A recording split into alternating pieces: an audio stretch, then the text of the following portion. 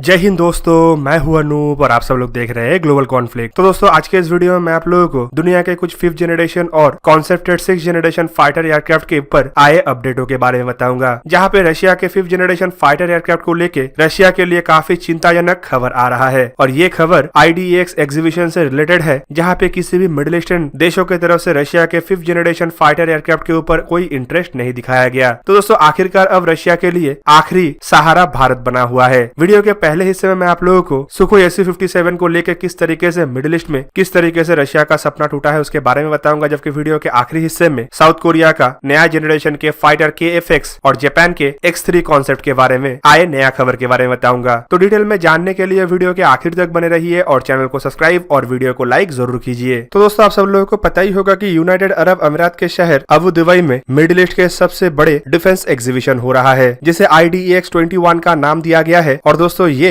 21 फरवरी से लेके 25 फरवरी तक आयोजित किया गया है। इस एग्जीबिशन में दुनिया के कई सारे महत्वपूर्ण और बड़े देशों के कंपनियों द्वारा अपने आधुनिकतम हथियारों को प्रदर्शित किया गया। इनमें अमेरिका से लेके रशिया और चाइना से लेके यूरोप के देश तक शामिल है। पर हाल ही में इस एग्जीबिशन के 2 दिन के खत्म होने के बाद तास न्यूज की तरफ से एक ऐसा न्यूज पब्लिश किया गया कि जो आने वाले समय में रशिया के मिलिट्री टेक्निकल कॉर्पोरेशन को काफी ज्यादा चिंता में डाल सकता है। दोस्तों तास न्यूज के द्वारा रशिया के federal service of military technical corporation के ही एक बयान को कोट करते हुए बताया गया है कि मिडिल ईस्ट के इस एग्जीबिशन के दरमियान कोई भी मिडिल ईस्ट के देश रशिया के 5th जनरेशन फाइटर एयरक्राफ्ट मतलब सुखोई Su-57 को लेके कोई इंटरेस्ट नहीं जताया। जबकि माना जा रहा था कि ट्रम्प गवर्नमेंट के द्वारा यूनाइटेड अरब अमीरात को F-35 बेचने का आदेश देने के बाद जब जो बाइडेन के प्रशासन इस फैसले को रद्द कर दिया, तो यूनाइटेड अरब अमीरात अन्य किसी देश के 5th जनरेशन के फाइटर एयरक्राफ्ट खरीदने की तरफ आगे बढ़ सकता है। इवन ट्रम्प गवर्नमेंट की तरफ से भी तब जब परमिशन दिया गया था तब भी इन्हीं बातों का जिक्र करते हुए कहा गया था कि अगर अमेरिका यूनाइटेड अरब अमीरात को इस तरीके का हथियारों का सप्लाई नहीं करेगा तो UAE संभावित रशिया से ऐसे हथियारों को परचेस करने की तरफ आगे बढ़े। रशिया द्वारा अपने सुखोई 57 के एक्सपोर्ट वर्जन को IDEX के दरमियान दुनिया के सामने लाके एक बड़ा सफलता अर्जन करने का प्रयास किया जा रहा था और कुछ इंटरेस्टेड कंट्रियों के अंदर लॉबिंग के द्वारा फ्यूचर के ऑर्डर को भी सिक्योर करने का प्रयास किया जा रहा था। पर दोस्तों तास न्यूज के ये रिपोर्ट अब रशिया के सपने को एक तरीके से तोड़ दिया है। दोस्तों ऐसे मौके में रशिया के सुखोई Su-57 के लिए आखिरी होप इंडिया ही बचा हुआ है और इसी वजह से माना जा रहा है कि रशिया अब काफी हद तक आगे बढ़ चढ़ के सुखोई Su-57 को लेके इंडिया के साथ बातचीत करने के लिए भी आगे आ सकता है। इवन हाल ही में कुछ वीडियो में मैं आप लोगों को यह भी बताया था कि किस तरीके से रशिया द्वारा अब भारत को फिर से एक बार इस प्रोजेक्ट में शामिल कराने के लिए प्रयास चलाया जा रहा है। रशिया के एक्सपर्टों का यह भी मानना है कि भारत का जो कंसर्न था उसे अगर रशिया द्वारा तय समय पे पूरा किया जाता है तो भारत खाली रशिया से इन एयरक्राफ्टों को डायरेक्टली परचेज नहीं करेगा बल्कि ज्वाइंट वेंचर को फिर से रिज्यूम कर सकता है। इवन इसके लिए रशिया द्वारा अपना तैयारी भी किया जा रहा है और भारत के ब्रह्मोस जैसे मिसाइलों को इसमें इंटीग्रेट करने के लिए भी तैयारी किया जा रहा है। दोस्तों आपके जानकारी के लिए बता दूं कि 2018 में ही भारत FGFA प्रोजेक्ट से अपने आप को बाहर कर चुका है और हाल फिलहाल में कुछ बयानों में हमें यह भी पता चला है कि इंडिया संभावित ऐसे किसी भी 5th जनरेशन फाइटर एयरक्राफ्ट को ना ही परचेज करने की तरफ आगे जाना चाहता है और ना ही ज्वाइंट वेंचर में बनाने की तरफ आगे बढ़ना चाहता है। तो ऐसे मौके में अगर रशिया भारत को किसी भी तरीके से तैयार कर सकता है तो संभावित आने वाले समय में रशिया के सुखोई Su-57 सर्वाइव कर पाए। इवन सर्वाइवल का बात इसीलिए भी उठा हुआ है क्योंकि रशिया का इकोनॉमी इतना बड़ा फाइटर एयरक्राफ्ट को अकेला अफोर्ड नहीं कर सकता और इसे अफोर्ड करने के लिए संभावित बड़े मात्रा का ऑर्डर भी चाहिए और बिना ऑर्डर के एयरक्राफ्ट के रिसर्च एंड डेवलपमेंट के कॉस्ट को बेयर करना एक मुश्किल या फिर बड़ा चुनौती है। इवन रशिया द्वारा एक्सपोर्ट के प्रयास में चाइना के तरफ भी आगे बढ़ने का सोच विचार रखा जाता है, लेकिन चाइना जिस तरीके से J-20 को लेकर बढ़ चढ़ के बयानबाजी किया हुआ है उससे ये नहीं लग रहा है कि चाइना भी आने वाले समय में अपने छवि को या अपने फाइटर का छवि को छोटा करते हुए सुखोई Su-57 खरीदने की तरफ आगे बढ़े। तो अब देखना यह है कि FGFA प्रोजेक्ट को रिज्यूम करने के लिए रशिया के तरफ से भारत के साथ कौन सा बातचीत को शुरू किया जाता है और किस तरीके से भारत के जरूरत को पूरा करने के लिए रशिया अपने टेक्नोलॉजी ट्रांसफर का ऑफर करता है। दोस्तों अब चलिए बात करते हैं साउथ कोरिया का नेक्स्ट जनरेशन फाइटर एयरक्राफ्ट मतलब KF-X के बारे में। दोस्तों ये जो KF-X फाइटर एयरक्राफ्ट का प्रोजेक्ट है ये खाली साउथ कोरिया का प्रोजेक्ट नहीं बल्कि इसमें इंडोनेशिया भी एक पार्टनर है। ज्वाइंट वेंचर के तहत इंडोनेशिया द्वारा भी इस एयरक्राफ्ट में भूमिका निभाया जा रहा है और अब खबर ये भी है कि इंडोनेशिया के द्वारा हाल ही में जो फाइटर एयरक्राफ्ट खरीदने का टेंडर इशू किया गया है, इस टेंडर के फाइटर एयरक्राफ्टों को हासिल करने के अलावा इंडोनेशिया KF-X प्रोजेक्ट जिसे इंडोनेशिया में IF-X कहा जाता है उसमें भी समान तरीके से भूमिका निभाएगा और इस प्रोजेक्ट से अपने आप को बाहर नहीं करेगा। दोस्तों KF-X प्रोजेक्ट के तहत एक मल्टी रोल फाइटर एयरक्राफ्ट का निर्माण किया जा रहा है जो बेसिकली साउथ कोरिया कोरिया के F4DE, फैंटम 2 और F5EF टाइगर 2 फाइटर एयरक्राफ्टों को रिप्लेस करेगा, जबकि माना जा रहा है कि इन एयरक्राफ्टों को 2030 तक साउथ कोरियन एयरफोर्स में ऑपरेशनल नहीं किया जाएगा। और दोस्तों 2030 मतलब ऐसा समय जब दुनिया 5th जनरेशन से आगे 6th जनरेशन फाइटर एयरक्राफ्ट को ऑपरेशनल करने की तरफ आगे बढ़ रहा हो। इवन KF-X फाइटर एयरक्राफ्ट को देखे तो ये भी कोई 5th जनरेशन या 6th जनरेशन के फाइटर एयरक्राफ्ट नहीं, बल्कि ये एक 4.5 जनरेशन के फाइटर एयरक्राफ्ट है, जिसे राफेल, FA-18 सुपर हॉर्नेट और यूरोफाइटर टाइफून जैसे फाइटर एयरक्राफ्टों के साथ ही कंपेयर किया जा रहा है। वहीं पे अगर देखें तो साउथ चाइना के टेंशन की वजह से अब इंडोनेशिया भी अपने एयरफोर्स को मजबूत करने के लिए मल्टी रोल फाइटर एयरक्राफ्ट खरीदने की तरफ आगे बढ़ रहा है। 2020 में फ्रेंच रिपोर्ट में बताया गया था कि संभावित इंडोनेशिया 48 राफेल एयरक्राफ्टों को खरीदने के लिए डिसीजन लिया है, जबकि इस टेंडर में अमेरिका के FA-18 सुपर हॉर्नेट ब्लॉक 3 और F-15 जैसे फाइटर एयरक्राफ्ट भी शामिल है। इवन पिछले बार इंडोनेशिया की तरफ से यह भी बताया गया था कि एयरफोर्स के उन्नतीकरण के लिए 11 सुखोई 35 एयरक्राफ्टों को परचेस किया जाएगा, लेकिन इस प्रोजेक्ट को एबंडन किया गया था और यह भी सुनने को आया था कि संभावित इसके पीछे असल कारण अमेरिकी F-16 और यूरोप के यूरोफाइटर टाइफून जैसे फाइटर एयरक्राफ्ट है। तो कुल मिला के इंडोनेशिया अपने आप के लिए 4.5 जनरेशन के बड़े मात्रा में फाइटर एयरक्राफ्ट खरीदने की तरफ तो आगे बढ़ रहा है, लेकिन इसका मतलब ये नहीं है कि वो साउथ कोरिया के साथ जॉइंट वेंचर में बनाए जाने वाले IF-X प्रोजेक्ट से अपने आप को बाहर करे। दोस्तों ये साउथ कोरिया के लिए एक तरीके का रिलीज है, क्योंकि ऐसे बड़े फाइटर एयरक्राफ्ट के कॉन्सेप्ट में अगर पार्टनर बीच रास्ते में प्रोजेक्ट को छोड़ के आगे बढ़ जाता है तो ये फ्यूचर में एयरक्राफ्ट के डेवलपमेंट या प्रोडक्शन के ऊपर बड़ा असर डाल सकता है। और जैसे मुश्किलों का सामना फिलहाल सुखोई Su-57 को करना पड़ रहा है, वहीं पे साउथ कोरिया के अलावा जापान भी अपने 6th जनरेशन के FX फाइटर एयरक्राफ्टों को लेके तेज गति से काम कर रहा है। और दोस्तों जापान अपने फाइटर एयरक्राफ्टों को खाली मजबूत नहीं बना रहा है, बल्कि अमेरिकी एयरक्राफ्टों के साथ इंटरऑपरेटिविटी को मजबूत करने के लिए भी काम कर रहा है। मतलब इन फाइटर एयरक्राफ्टों को ऐसे डिजाइन किया जाएगा कि ये आसानी से अमेरिकी फाइटर एयरक्राफ्टों के साथ एक ही साथ ऑपरेशन को अंजाम दे पाए, ताकि जापान के बेड़े में जो अमेरिकी फाइटर एयरक्राफ्ट है उसका भी इस्तेमाल कॉम्बाइन रूप में इन फाइटर एयरक्राफ्टों के साथ किया जा सके। दोस्तों आपके जानकारी के लिए बता दूं कि जापान बड़े मात्रा में अमेरिकी फाइटर एयरक्राफ्टों का इस्तेमाल करता है, जिनमें जापान के F2 मतलब F-16 के जापानीज वर्जन और F-15J मतलब F-15 के जापानीज वर्जन शामिल है। इवन हाल ही में जापान की तरफ से बड़े मात्रा में F-35 फाइटर एयरक्राफ्ट को भी परचेस करने का बात कहा जा चुका है। ऐसे में जापान द्वारा अपने FX प्रोजेक्ट मतलब X3 फाइटर एयरक्राफ्ट को डेवलप करने के लिए एक तरफ जहां पे अमेरिका का मदद लिया जा रहा है और यूके का भी मदद लिया जा रहा है, तो वहीं पे अपने तरफ से भी कुछ नेटवर्किंग ऑपरेशन के लिए इक्विपमेंटों का डेवलपमेंट किया जा रहा है, जो अमेरिकी फाइटर एयरक्राफ्टों के साथ सुटेबली इस्तेमाल हो सके। इवन सुनने को यह भी आ रहा है कि अमेरिका भी जापान के साथ ऐसे इक्विपमेंटों को डेवलप करने की तरफ आगे बढ़ रहा है, जो जापान के इन फाइटर एयरक्राफ्टों को अमेरिका के ऑपरेशन में इस्तेमाल करने के लिए भागीदार बना पाए। दोस्तों इंटरऑपरेटिविटी जापान के लिए इसीलिए भी महत्वपूर्ण है, क्योंकि खाली जापान के एयरफोर्स नहीं बल्कि जापान के नेवी और आर्मी में भी कई सारे अमेरिकी इक्विपमेंटों का इस्तेमाल किया जाता है, जिनमें पेट्रोलिंग एयरक्राफ्ट से लेके इलेक्ट्रॉनिक वॉरफेयर एयरक्राफ्ट और ड्रोन से लेके हेलीकॉप्टर तक शामिल है। ऐसे मौके में नया इक्विपमेंट अगर पुराने इक्विपमेंटों के साथ सही ढंग से तालमेल नहीं बना पाएगा तो पूरा का पूरा ऑपरेशन आइदर नया इक्विपमेंटों के सहारे करना पड़ेगा या फिर पुराने इक्विपमेंटों के सहारे करना पड़ेगा। इवन इससे ज्वाइंट ऑपरेशन जैसे मिशनों में भी मुश्किलें आ सकता है, और अमेरिका के साथ जिस तरीके से जापान ज्वाइंटली इंडो पैसिफिक के अंदर अपने सिक्योरिटी और फ्रीडम ऑफ नेविगेशन को लेकर काम कर रहा है, उसमें भी असर पड़ सकता है। तो दोस्तों ये था आज का वीडियो। अगर आपको वीडियो अच्छा लगा तो उसे लाइक कीजिए और मेरे चैनल को सब्सक्राइब कीजिए और साथ में बना हुआ बेल आइकन को भी प्रेस कर दीजिए, ताकि आप मेरा वीडियो देख पाए सबसे पहले। जय हिंद।